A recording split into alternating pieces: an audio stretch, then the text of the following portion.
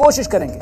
लेकिन special report की शुरुआत और स्पेशल रिपोर्ट का आगाज जम्मू की उस खबर से जो दौरान शब मेडिकल कॉलेज जम्मू के अंदर यानी गवर्नमेंट मेडिकल कॉलेज जम्मू के अंदर जो वाक़ा हुआ, जिसमें 5 बच्चे जो MBBS जो है पढ़ रहे हैं वो जख्मी हुए हैं। दरअसल आपसी कत्ल हुआ है, यानी यहाँ सीनियर्स और जूनियर्स के दरमियान लड़ाई हुई, जिसके बाद यहाँ पर 5 जो बच्चे हैं जो मेडिकल स्ट्रीम के साथ वाबस्ता है वो जख्मी हुए। और इनमें से बताया जा रहा है कि 2 कश्मीरी हैं, एक बदरवा है और 2 और जो है वो जम्मू कश्मीर से ही ताल्लुक रखते हैं। लेकिन कुल मिलाकर यहाँ पर लड़ाई हुई और उसमें 5 बच्चे जख्मी हुए। और खबर यह भी आ रही है कि 5 में से 4 को ट्रीटमेंट देने के बाद रवाना भी किया गया हॉस्पिटल से, लेकिन एक जख्मी अभी भी जो है अस्पताल के अंदर ही। बाद सोशल मीडिया जराए के हवाले से जो हमें तस्वीर मिली थी या हमारे नुमाइंदे ने जो वहां से तस्वीर भेजी थी वो हम आपको दिखाने के काबिल नहीं है, क्योंकि उसमें ज्यादातर खून दिखा है। जख्मी हालत में जो बच्चे हैं वो तस्वीरें हम आपकी नजर नहीं कर पा रहे हैं। लेकिन इतना जरूर है कि जम्मू के अंदर पुरामन शहर है और वहां पर इस तरह के वाक़ात होना और उसके बाद अभी की सूरत हाल क्या है, क्योंकि इसमें सियासत भी जुड़ गई है। कल से ही हमने देखा जब ये वाक़ा पेश आया और उसके बाद जम्मू हो और कश्मीर हो, यहां हम देख रहे हैं कि इस पर ट्वीट्स आना शुरू हो गए हैं और वो ट्वीट्स भी हम आपकी नजर करेंगे। लेकिन पहले एक बच्चा जो इसी कॉलेज का तालिब इल्म है वो गुलिस्तान न्यूज़ या मीडिया नुमाइंदों के साथ बात करते हुए क्या कुछ कहता है, पहले हम वो साउंड बाइट आप तक पहुंचाते हैं। सीनियर्स को लेके आ गया, 2 एक सेकंड ईयर का सीनियर, फाइनल ईयर का सीनियर था, उनके साथ हमारे बैच में थे फर्स्ट क्रॉप के। हम सीनियर के साथ मतलब आंखें मिला के बात नहीं करते हैं, फर्स्ट क्रॉप है, डॉक्टर्स से हम रिस्पेक्ट होती है सीनियर, वो उसको धक्के देने लगा। तब तक हमारे कुछ सीनियर्स आ गए कश्मीरी, वो बीच में पड़े, उन्होंने लड़ाई खत्म कर दी। हमें लगा बात खत्म हो गई है, अब बैठ के जो हमारा वो बदरवा से वो सीनियर था वो पीछे से आया, उसने अल्कोहल ड्रिंक वो उसने ड्रिंक की थी ऑलरेडी, उसने वाइन की बोतल लाई, उसके पास लॉक तो उसमें की ऑलरेडी फिक्स थी, उसने यहाँ पे सब हैमरेज हो जाता है यहाँ पे ऐसी डिजाइन वो अनकॉन्शियस स्टेट में वार्ड नंबर 6 में। अब जो स्टूडेंट्स ऐसे जिनको यहाँ पे फ्रैक्चर हुआ है, बाजू की आर्म की फ्रैक्चर है उनको, और कुछ और स्टूडेंट्स में जिनको माइनर इंजरीज बट जो सीवियर है वो 3 स्टूडेंट्स। जिन स्टूडेंट्स को इंजरीज हुई है उनके बारे में बताएंगे, वो कौन से ईयर के स्टूडेंट और कहाँ से बिलोंग करते हैं वो? सर एक तो जो जिसको सब हैमरेज है सर पे, वो तो फाइनल ईयर के स्टूडेंट है वो। चलिए, जम्मू के मेडिकल कॉलेज की ये तस्वीरें और साउंड बाइट्स जो हमने आपकी नजर की हैं, और इससे आपको अंदाजा लगा होगा कि आखिर ये वाक़ा यहाँ पर क्यों पेश आया है, आखिर यहाँ पर लड़ाई क्यों हुई है। लेकिन वजूहात क्या है लड़ाई की वो रितिका बताएगी, जो हमारे साथ जम्मू से अभी जुड़ रही हैं, और उनसे भी हम जानने की कोशिश करेंगे कि आखिरकार वाक़ा क्या है। लेकिन इतना जो साउंड बाइट हमने एक तालिब इल्म की आपके नजर, उसमें वो साफ साफ कह रहे हैं कि इसमें कुछ लोग जो है सीनियर्स आए हैं, और बाज़ राय हमारे ये भी कहते हैं कि ये बाहर से लोग आए थे और अल्कोहल पिए हुए थे, शराब के नशे में धुत होकर मेडिकल कॉलेज के अंदर दाखिल होना और फिर यहाँ पर लोगों की पिटाई करना, बच्चों की पिटाई करना, और इस पर FIR भी दर्ज हो चुकी है। बहरहाल रितिका इस वक्त हमारे साथ जुड़ी हुई है। रितिका इस वक्त हमारे साथ है, जानना चाहेंगे रितिका की वजूहात क्या बने, क्योंकि कल मेडिकल कॉलेज के अंदर ये वाक़ा पेश आया, रात देर गए ये वाक़ा पेश आया है, वजूहात क्या बने हैं, किस वजह से यहां पर ये लड़ाई हुई थी?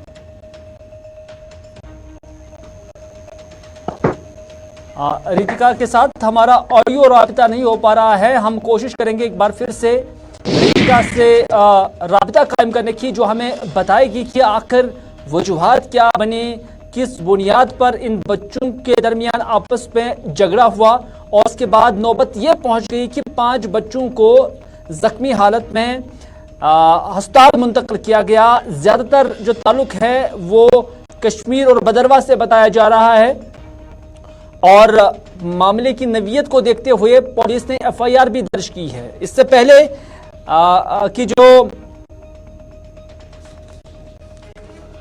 पहले कि राबिता हो जाए रितिका के साथ, मैं यही कहना चाहूंगा कि इस वाक़े पर सियासत भी शुरू हो चुकी है, और सियासत शुरू होने के बाद चाहे जो कश्मीर सेंट्रिक पार्टीज है खासतौर पर, उन्होंने इस पर ट्वीट की है और पुलिस, लेफ्टिनेंट गवर्नर, इंतजामिया से कहा है कि इस मामले की जांच हो जानी चाहिए ताकि इस तरह के वाक़ात आइंदा यहां पर पेश न आए।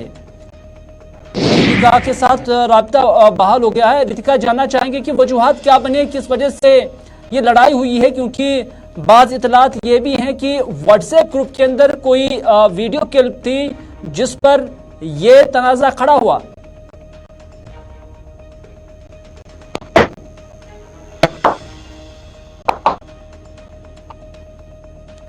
ऑडियो बिल्कुल नहीं आ रहा है रितिका का, क्या है, हम एक बार फिर से कोशिश करना चाहेंगे रितिका से जुड़ने की।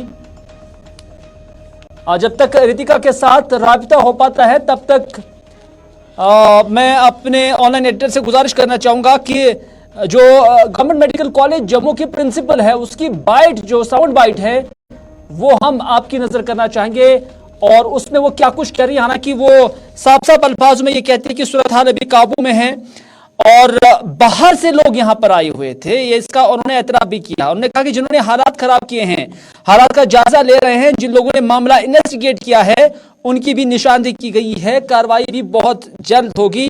यह प्रिंसिपल मेडिकल कॉलेज जम्मू की जो प्रिंसिपल है वो बता रही है।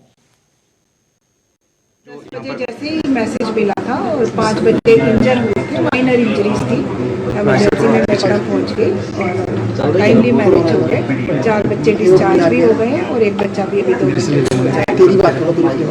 शायद ये कोई व्हाट्सएप मैसेज कुछ हुआ है जिससे ये थोड़ी इंस्टिगेशन हो गई और अभी स्थिति तो नियंत्रण है बिल्कुल। एक कोई रिपोर्टेडली बाहर से मेडिको जो यहाँ से जा चुके हैं उनकी इंटरफेरेंस रिकॉर्ड की गई और एक FIR भी लॉन्च हो गई है और डिसिप्लिनरी कमेटी अपना काम अच्छे से कर रही है। जो चिन्हित बच्चे हैं जिनमें थोड़ा ये टेंडेंसी रही है, ये स्कफल की जो वजह रहे हैं, उनके अगेंस्ट हमारा institutional disciplinary action already initiate हो। लगभग कितना? टोटल 5 बच्चे थे, माइनर इंजरीज थी, एक को स्टिचेस भी लगे और ये डिस्चार्ज भी, एक लास्ट जो करवा के हैं हमारे मेडिको वो डिस्चार्ज में वो रिपोर्ट है, बाकी के बच्चे आराम से। कोर्स तो इतना बड़ा इंस्टीट्यूशन है और यहाँ पे बिल्कुल स्ट्रॉन्ग मैसेजेस जाने चाहिए, जीरो टॉलरेंस है।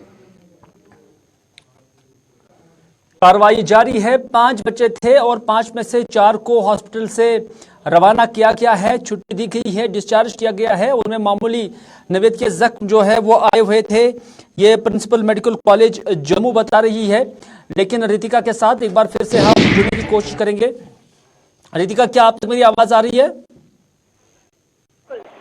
जानना चाहेंगे कि वजूहात क्या बने, क्योंकि खबर आ रही है कि व्हाट्सएप में कोई वीडियो क्लिप को लेकर ये तनाजा यहाँ पर खड़ा हुआ था जिसकी वजह से फिर 5 लोग जख्मी हुए हैं। जी बिल्कुल, आपको बता देना चाहते हैं कि ये मामला जो है ये GNC जम्मू में जो बॉयज हॉस्टल है वहाँ पे निकल के आ रहा है और वहाँ पे ये शिकायतें की गई थी कि 2 केरला स्टोरी की कोई वीडियो क्लिप एक इनका स्टडी ग्रुप बना हुआ था व्हाट्सएप पे, वहाँ पे अपलोड की गई, जहाँ से ये पूरा मुद्दा शुरू हुआ था और आपसी मतभेद होने के बाद हॉस्टल में कुछ आउटसाइडर्स घुसते हैं और वहाँ पे मारपीट होती है जिसमें काफी ज्यादा स्टूडेंट्स जो हैं आपस में मारपीट के दौरान घायल भी हो जाते हैं, जिसमें 5 बच्चों को मुख्य रूप से बताया जा रहा है जिन्हें माइनर इंजरीज हुई हैं, जिसमें से 4 को डिस्चार्ज कर दिया गया है हॉस्पिटल से और एक का इलाज अमेठी अस्पताल में चल रहा है। परंतु FIR रजिस्टर की गई है उनके खिलाफ जिन्होंने बॉयज हॉस्टल में गलत तरीके से एंट्री की और वहां जाके मारपीट की और आगे की कार्रवाई भी आगे बढ़ाई जाएगी। जो कि कल्प्रिट हो गए उन्हें कहीं ना कहीं गिरफ्तार भी किया जाएगा और उनके खिलाफ कानूनी रूप से कार्रवाई भी की जाएगी। कुछ खबरें ये भी आ रही हैं क्योंकि प्रिंसिपल जो मेडिकल कॉलेज जम्मू है उन्होंने इस बात का एतराफ किया है कि यहाँ मेडिकल कॉलेज से बाहर के कुछ लोग आए थे, जो गुंडे थे वो यहाँ पर आए हुए थे और उन्होंने यहाँ पर न सिर्फ तोड़फोड़ बल्कि जो हाथापाई भी हुई है और जिसके नतीजे में कुछ बदरवा के और कुछ कश्मीर के जो बच्चे हैं जो वहाँ पर तालीम हासिल कर रहे हैं वो जख्मी हुए हैं।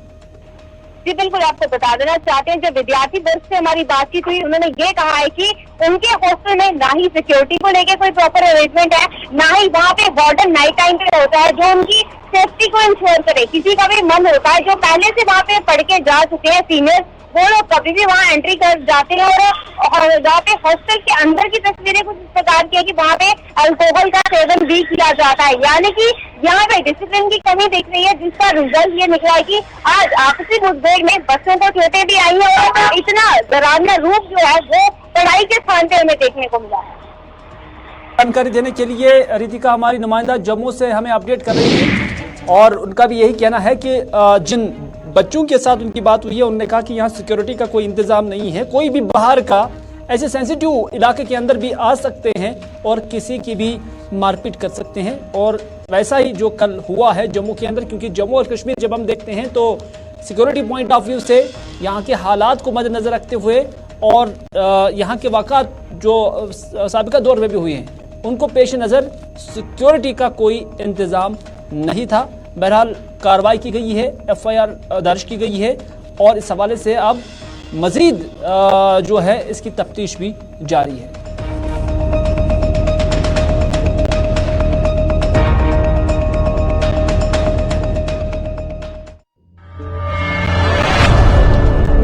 इधर इसी मामले को लेकर सियासत भी तेज है। उमर अब्दुल्ला का भी ट्वीट आया है और उमर अब्दुल्ला ने जो ट्वीट किया है उसमें उन्होंने लेफ्टिनेंट गवर्नर मनोज सिन्हा और उसके साथ साथ जम्मू कश्मीर पुलिस की मुदाखलत तलब की है। उन्होंने कहा कि जम्मू में कश्मीरी तलबा को निशाना बनाने वाले गुंडा अनासिर की इंतहाई तकलीफदेह तस्वीरें जो है वो सोशल मीडिया पर गश्त कर रही हैं। उन्होंने जम्मू कश्मीर पुलिस के नाम लिखा है और ट्वीट में उन्हें टैग करते हुए लिखा है कि जम्मू कश्मीर पुलिस को इसका नोटिस लेना चाहिए और इस बात को यकीनी बनाना चाहिए कि जिम्मेदारों को कटहरे में लाया जाए, यानी जो इसके जिम्मेदार है। जैसा कि ये भी कहा गया है मेडिकल कॉलेज की प्रिंसिपल की जानिब से कि बाहर से कुछ लोग आए हुए थे, तो इस हवाले से इसकी तहकीकात हो जानी चाहिए। लेफ्टिनेंट गवर्नर मनोज सिन्हा को भी टैग करते हुए उन्होंने कहा कि टाइम बाउंड जो है तहकीकात हो जानी चाहिए और तलबा को यकीन दिलाना चाहिए कि सियासत की तब्दीली पर उनकी हिफाजत से समझौता नहीं किया जाएगा। आखिरी लाइन जो है उमर अब्दुल्ला की ये बहुत कुछ डिपिक्ट कर रही है। उन्होंने कहा कि जो तलबा यहाँ पर ज़ेर तालीम है उन्हें ये यकीन दिलाना चाहिए कि सियासत की तब्दीली बनी हुई है लेकिन उनकी हिफाजत पर कोई समझौता नहीं किया जाएगा। ये उमर अब्दुल्ला का ट्वीट है। देखिए सजाद गनी लोन जो कि पीपल्स कॉन्फ्रेंस के चेयरमैन है उनका भी ट्वीट आया है और सजाद गनी लोन ने अपने ट्वीट में लिखा है GMC जम्मू का वाक़ा काबिल मुज़म्मत है, ये छोटे बच्चे हैं और जो अफसरान इंचार्ज हैं उनके घर में भी ऐसे छोटे बच्चे हैं। बस उम्मीद है कि इस मामले की गैर जानिबदाराना और इंसानी तरीके से तहकीकात की जाए। ये सज्जाद गनी लोन का ट्वीट है। उन्होंने कहा कि मैंने कुछ तस्वीरें देखी हैं वो बड़ी खौफनाक हैं। मैं लेफ्टिनेंट गवर्नर मनोज सिन्हा से दरखास्त करता हूं कि इस बात को यकीनी बनाएं कि इस्लाही इक़दाम किए जाएं ताकि मुस्तकबिल में इनका इयादा ना हो। ये सज्जाद गनी लोन का ट्वीट था।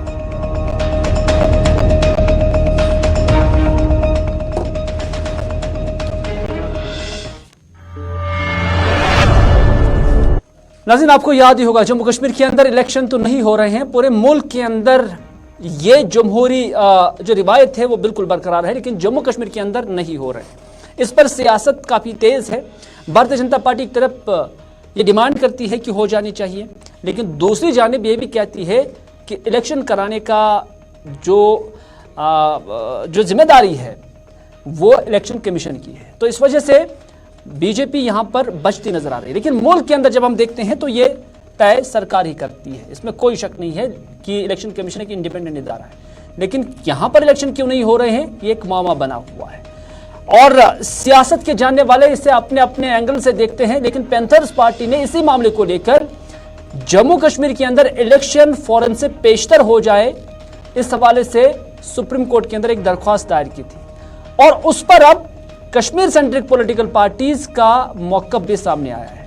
गुलाम नबी लोन हाजुरा जो कि पीपल्स डेमोक्रेटिक पार्टी के जनरल सेक्रेटरी है, उन्होंने कहा कि हम इस बात का वेलकम करते हैं, यानी पैंथर्स पार्टी ने अर्ली इलेक्शन के लिए सुप्रीम कोर्ट में दरख्वास्त दायर की है जो एक अच्छी बात है, लेकिन पता नहीं है कि इस दरख्वास्त पर समाअत होने और फिर फैसला आने पर कितना वक्त लगेगा। एक डिसअपॉइंटमेंट जो है वो डायरेक्टली और इनडायरेक्टली इनके बातों से झलक रही है कि सुप्रीम कोर्ट के अंदर 370 का मामला भी था लेकिन अभी कोई पेशी नहीं हुई है। तो एक डिसअपॉइंटमेंट पॉलिटिकल सेक्शन के अंदर कश्मीर के लीडरान में पाई जा रही है। उन्होंने कहा कि हाँ, बीजेपी को यहां इलेक्शन कराने की कोई नीयत नहीं है। अगर उनकी नीयत होती तो कोर्ट जाने की जरूरत ही नहीं पड़ती। और कर्नाटक इंतखाबी नतीजों से, यानी कर्नाटक के जो इंतखाबी नताइज हैं, उन्होंने जम्मू कश्मीर के इंतखाबात को और मुश्किल बना दिया। ये तो उमर अब्दुल्ला ने भी कहा था। और उन्होंने कहा कि कर्नाटक के इंतखाबात ने यह इशारा दिया है कि नफरत की सियासत ज्यादा देर तक टिकने वाली नहीं है। ये जीएन हांजुरा कहते हैं। पैंथर्स पार्टी ने जो पिटीशन की है सुप्रीम कोर्ट में, अच्छी बात है उन्होंने की है, लेकिन मैं आपको एक बात बताऊंगा कि जो आप कह रहे हैं कि आपको पहल करनी चाहिए थी, आपको याद नहीं है शायद कि 2019 में एक पिटीशन सुप्रीम कोर्ट में दायर हुई है दफा 370 के मुतालिक, जब वो खत्म हो गया। तो आज तक 3 साल हो गए, एक भी सुनवाई उस पर नहीं हुई। तो अब ठीक है, अच्छी बात है कि अगर पैंथर्स पार्टी ने की है, वी वेलकम दैट कि, और लेकिन मुझे नहीं लगता है कि कितने साल लगेंगे उसमें। पिछले 8 साल से यहाँ इलेक्शन नहीं हो रहे हैं और अभी पता नहीं है कितने साल के बाद इलेक्शन होंगे, क्योंकि नीयत जो है बीजेपी की वो साफ नहीं है, वो ठीक नहीं है। उनको यहाँ इलेक्शन कराने की कोई नीयत नहीं है। अब ठीक है, सुप्रीम कोर्ट में कोई गया है पिटीशन लेके, तो मुझे नहीं लगता है कि उसमें कोई जल्दी फैसला आने वाला है। उसमें भी सालों साल लगेंगे, तब तक हमें इंतजार करना पड़ेगा। देखिए, सही बात है कि जो कर्नाटक में जो फैसला आया बीजेपी के खिलाफ आया, हालांकि उन्होंने बड़ा जोर लगाया था वहां, उससे एक बात यह साबित हो गई है कि नफरत की सियासत से लोग तंग आ चुके हैं और वो चाहते हैं कि ये नफरत की सियासत यहाँ हिंदुस्तान में खत्म होनी चाहिए। बाकी जो रहा सवाल कि यहाँ इलेक्शन, मुझे लगता है कि कर्नाटक के इलेक्शन के बाद अब लगता है कि यहाँ जो इलेक्शन होने वाला था, अगर वो होता तो मुझे लगता है कि उसमें ज्यादा अब लेट हो जाएगा, क्योंकि बीजेपी वालों को यह पता चल गया है कि हमारी जमीन खिसक रही है और जम्मू व कश्मीर में भी उनकी जमीन खिसक गई है। इसलिए मुझे नेशनल कॉन्फ्रेंस के तर्जुमान आला तनवीर सादिक का भी इसी तरह का स्टेटमेंट आया है और उन्होंने भी जो पैंथर्स पार्टी की जानिब से दरख्वास्त दी गई है ऑनरेबल सुप्रीम कोर्ट के अंदर, जम्मू कश्मीर के अंदर अर्ली इलेक्शंस, हम अर्ली इलेक्शन क्या कहेंगे बल्कि फौरन से पेशतर इंतखाबात कराने के लिए जो पिटीशन दायर की है, उन्होंने कहा कि एक अच्छी बात है, ताहम ये जाहिर करता है कि इलेक्शन कमीशन कितना नाकाम रहा है। यानी जो इलेक्शन कमीशन की क्रेडिबिलिटी है उस पर डायरेक्टली और इनडायरेक्टली कहे बगैर ही इशारों में, कनाइयों में तनवीर सादिक का ये अटैक है। और उन्होंने कहा कि इंतखाबात कराने में सवालिया पहले इलेक्शन कमीशन पर है और फिर उस मरकजी सरकार पर जो दावे तो बड़े करती है लेकिन इलेक्शन का कोई जिक्र नहीं करती है। देखिए, इसके 2 पहलू हैं। एक पहलू यह है कि सुप्रीम कोर्ट में एक पॉलिटिकल पार्टी क्यों गई। इसलिए गई क्योंकि हमको महरूम रखा यहाँ की जमहूरियत से, वोटिंग से, इलेक्शन से। जहां तक पैंथर्स पार्टी गई है वो अच्छी बात है। सुप्रीम कोर्ट एक ऐसा ऐवान है जिधर हम चिल्ला के ये बोल सकते हैं कि हमारे साथ कितना सोतेली माँ का व्यवहार हो रहा है। दैट्स एक नंबर वो है। नंबर 2 जो बहुत अहम है कि ये आपको दर्शाती है कि कितनी फेलियर है इलेक्शन कमीशन ऑफ इंडिया का, कि इतने सालों के बाद, 8 साल हो गए इलेक्शन को और आज 4.5 साल बीत गए, अभी तक गवर्नर रूल के बाद आप इलेक्शन नहीं करा रहे। तो ये पहले इलेक्शन कमीशन के ऊपर एक सवालिया निशान है और दूसरा हुकूमत हिंद पे जो बार बार दावे तो कर रही है यहाँ हालात ठीक हो गए, लेकिन इलेक्शन की कोई बात नहीं कर रही है। आप जमहूरियत की बात करें, अगर जमहूरियत बाकी स्टेट्स में है तो जम्मू कश्मीर में वो जमहूरियत लोगों को क्यों नहीं मिल रही है। इसीलिए अगर पैंथर्स पार्टी गई है, मुझे लगता है हमारी पार्टी भी इसको बिल्कुल सपोर्ट करेगी। इसके ऊपर हम लीडरशिप इसके ऊपर डिसाइड करके जो भी हमारे से बन सके हम सपोर्ट करेंगे, लेकिन प्राइमा फेशा मुझे लगता है हम इसको ओवरवेलमिंगली सपोर्ट करेंगे जो भी कोई डिसीजन इलेक्शन कमीशन करे। हमारे पास बहुत सारी चीजें हैं जो सुप्रीम कोर्ट में पेंडिंग है, ये भी एक इंपॉर्टेंट एस्पेक्ट है। जो भी कोई ऐवान है, अगर आपको याद होगा, देखिए आप ये मत भूलिए इलेक्शन कमीशन ऑफ इंडिया एक ऑटोनमस बॉडी है और हम कितना भी हमें बुरा लगे कोई, लेकिन हमको ये सबसे बड़ी फैक्ट है कि अगर कोई ऑटोनमस बॉडी है उसके पास जाके उधर गुहार करें कि जनाब आपके मैंडेट में है जम्मू कश्मीर में इलेक्शन कराना, वो कीजिए। उसी तरह फारूक अब्दुल्ला साहब पूरे अपोजिशन लीडर्स के साथ इलेक्शन कमीशन के पास गए, उनसे फिर से रिक्वेस्ट की कि यहाँ के जो आवाम है, जम्मू कश्मीर की आवाम, वो चाहती है इलेक्शन करे। तो हम स्टेप बाय स्टेप हर कोई चीज कर रहे हैं। अब पैंथर्स पार्टी गई है, हम उनको भी सपोर्ट करेंगे इस बारे में। यह सवाल तो मुझे लगता है बीजेपी से आपको पूछना चाहिए कि यहां के लोगों को आज भी क्यों नहीं हुकूक मिल रहे हैं अपने। 8 साल हो गए और 4.5 साल हो गए गवर्नर रूल को।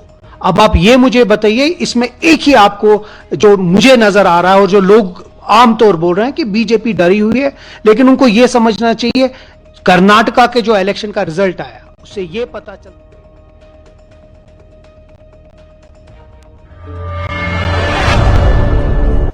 नाज़रीन, आज के स्पेशल रिपोर्ट में बस इतना ही। अपने मेजबान को दीजिए इजाजत इस वादे के साथ कि अगर जिंदगी रही तो आपसे फिर होगी मुलाकात। तब तक के लिए खुदा हाफिज, फी अमानिल्लाह।